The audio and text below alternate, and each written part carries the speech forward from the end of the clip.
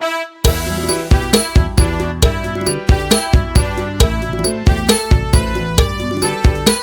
ងអ្នកបន្ទាយមានជ័យមានភពនិស័យអូនអ្នកក្រចេះមិនភ័ក្រតែងតែងឿងឆ្ងល់មិនឯងស្រឡាញ់ដល់អ្នកឆ្ងាយយ៉ាងនេះបងឆ្លើយរឿងនេះវាអញ្ចេះពីរូបបងនេះចង់បានអ្នកឆ្ងាយជួបគ្នាជារឿងនិស័យដូចបងនឹងថ្លៃបនពីព្រេងនេះ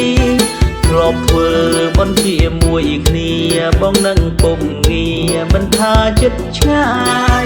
ជួបគ្នាមិនមែនជារឿងងាយតែជាទំនាយអូនគូនឹងបង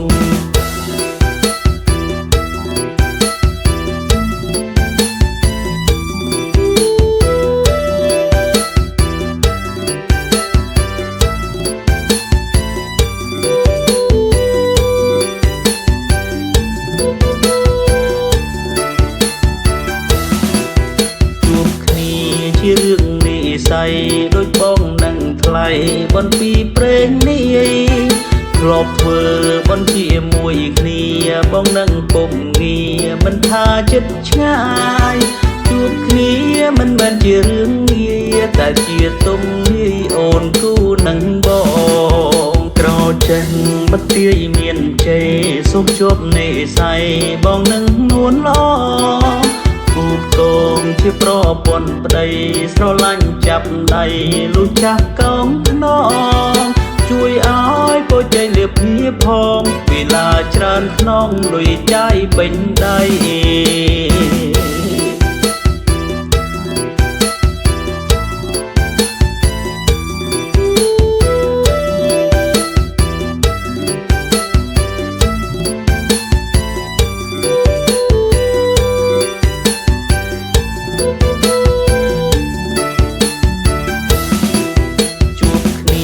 ជារឿងនិស័យដូចបងនឹងថ្លៃបនពីព្រេងនេះធ្លាប់ធ្វើបនជាមួយគ្នាបងនឹងពុំងារមិនថាចិត្តឆ្ងាយជួបគ្នាមិនមែនជារឿងងាយតែជាទំនាយអូនគូនឹងបងក្រចេះបន្ទាយមានជ័យសុខជួបនិស័យបងនឹងនួនល្អ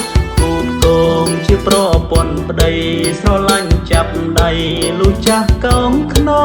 ងជួយឲ្យពូជ័យលៀបភៀផងវេលាច្រើនក្នុងលុយចាយបេញដៃ